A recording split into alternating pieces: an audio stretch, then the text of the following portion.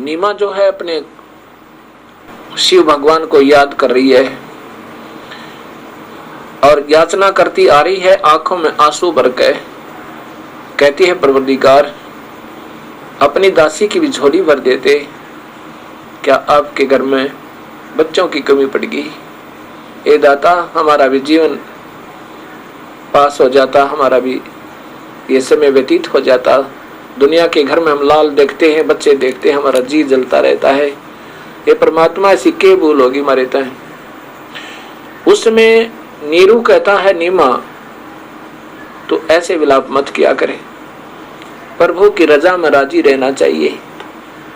उनकी ऐसी ही मर्जी है तो हम क्यों हर्ष में विलाप करें, प्रभु को तंग नहीं किया करते।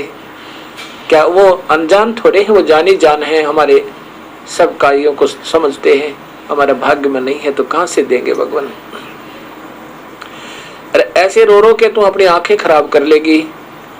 पुत्र तो भाग्य में है नहीं, तेरी आंख जाती रहेंगी, अंधी हो जाएगी और ये भारी दुख हो जाएगा तुझे, तू मत रोया करे। ऐसी बातें करते करते लहर तारा तालाब पर पहुंच गए। पहले नीमा स्नान करती है, नीरू बाहर बैठ जाता है। नीमा स्नान करके बाहर आ जाती है, नीरू स्नानार्थ उस लहर तारा तालाब में प्रवेश करता है।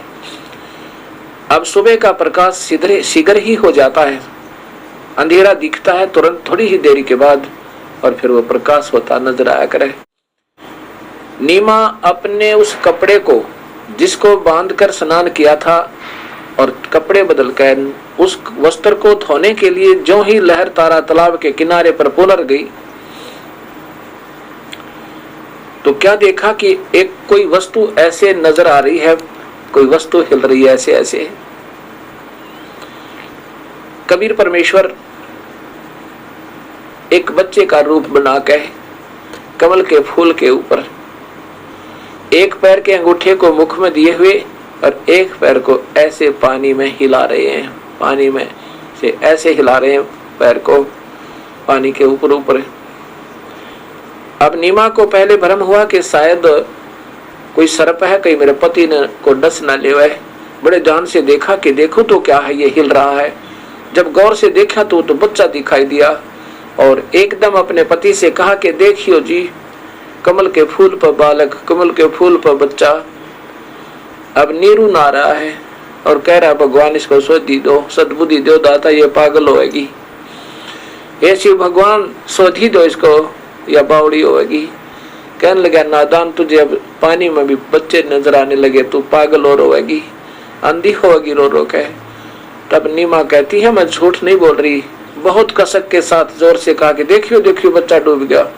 जब उसने ऐसी कसक के साथ कहा तो स्वतः ही नीमा की दृष्टि उसके इशारे की उंगली जिधर से वो कर रही थी उस हाथ की तरफ गई तो सामने क्या देखा है, एक चांद सा टुकड़ा के मुख वाला बच्चा कमल के फूल पर आराम से लेटकर एक पैर को हिला रहा है।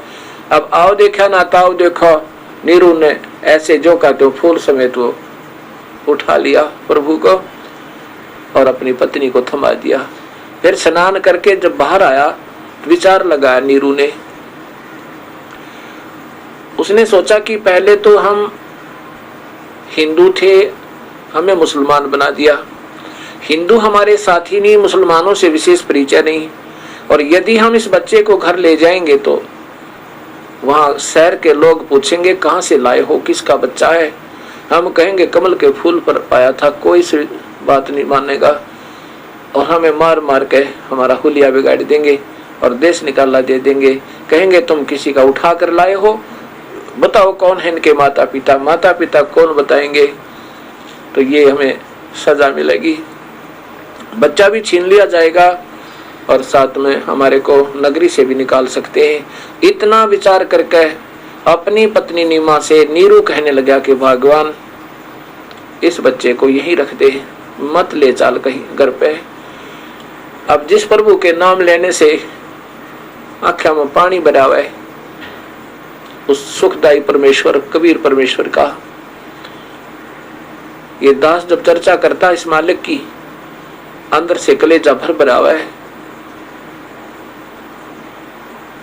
और जिस माई ने उस परमेश्वर को सीने से लगाया उसका मुख चूमे, अपना बेटा समझ गए, प्यार करे, मुख चूमे, लाड करे और सीने से लगावे और सौ शुक्र मनावे अपने शिव भगवान के।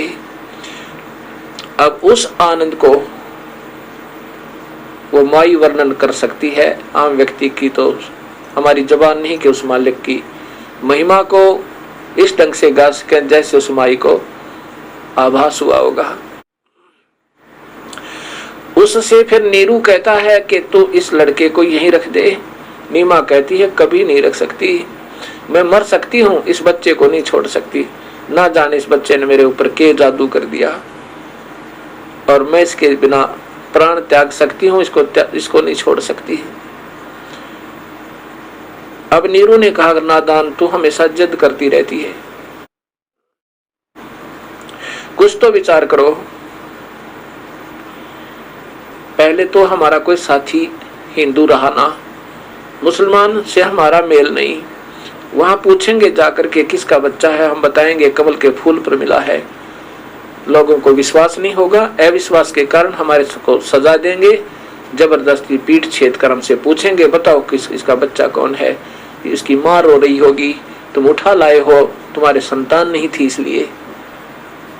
नीमा मान जा मेरी बात है। नीमा कहती है देखो मैं इस बच्चे को नहीं छोड़ सकती, अपना प्राण त्याग सकती हूँ, इसको लेकर के मैं देश निकाला भी ले सकती हूँ, मैं नगरी त्याग सकती हूँ, पर इस बच्चे को नहीं छोड़ सकती। नीरू को कोई बात नहीं सूझी कि ये मानेगी नहीं। पहली बार अपनी पत्नी की तरफ हाथ उठाया, कहने लगा तू तो बिल्कुल ही जिद्दी हो गई है, बिल्कुल समाज को भी नहीं देख रही है, रख दे इस बच्चे को, नहीं तेरे तो मैं थप्पड़ लगा दूंगा। और पहली बार अपनी पत्नी की तरफ आंखों में पानी भरकर ऐसे हाथ किया था। उसमें कबीर परमेश्वर वो नवजात शिशु के रूप में बोलते हैं कि नीरू कुछ ना कह तू इसको और ले चल मुझे घर पे, तुम्हें कोई कुछ नहीं कहेगा। अब नीरू घबरा गया, उसने सोचा कहीं ये कोई फरिश्ता ना हो और कहीं मेरे को हानि ना उठानी पड़ जा। हाथ जोड़कर नमन होके और चल पड़ा। घर पर जब आए नगर निवासियों ने देखा एक चांद सा चेहरा, इतना तेजोमय शरीर, इतना सुंदर शरीर के कोई कहे ये ब्रह्मा है, कोई कहे विष्णु का अवतार दिखे, कोई कहे शिव का अवतार है और कोई कहे ये इंद्र और कुबेर है, ऊपर के देवता कहते हैं, तो ना जाने कौन सी शक्ति है, हम भी नहीं जान सकते। उधर से कबीर साहब का नाम रखने के लिए, उस छोटे से बच्चे का नामांकन करने के लिए पंडित जी भी पहुंच जाते हैं, पुरोहित जी, क्योंकि नए नए मुसलमान बने थे और ये गुरु लोग जो होते हैं ये शर्फ चौनी के चक्कर में रहते हैं, उसमें ये नहीं देखते हिंदू और मुसलमान। पुरोहित वहां पहुंच गए कि भाई तुम्हारा लड़का हुआ है नीरू और हम नाम रखना है। कहा जाओ बैठो महाराज जी। उधर से काजी भी पहुंच गए कुरान शरीफ लेके, तब उन्होंने कहा कि हम रखेंगे इनका नाम, अब ये मुसलमान बन चुके हैं। तो पुरोहितों ने कहा कि ठीक है नाम तुम रख लो, चवन्नी तो हमें भी मिल जाएगी, नाम तुम रख लो, कोई बात नहीं। अब काजियों ने क्या किया, कुरान शरीफ वो पवित्र पुस्तक को ऐसे खोला, ऐसे वो नामांकन करते हैं कि पहले अक्षर जो पहला एकदम खोलते ही पृष्ठ राइट हैंड को जो पहला अक्षर होता है उसके हिसाब से हिसाब लगाते हैं। अगर रे के ऊपर है तो रफीक अहमद, सै पर है सफीक अहमद, इस तरह के वो नाम रखते हैं। जो है उन्होंने ऐसे कुरान शरीफ को खोला और खोलते जो अक्षर पाया उस पूरे कुरान शरीफ में पहले कबीर अक्षर निकला, उसमें कबीर अक्षर निकला एक कोने पे।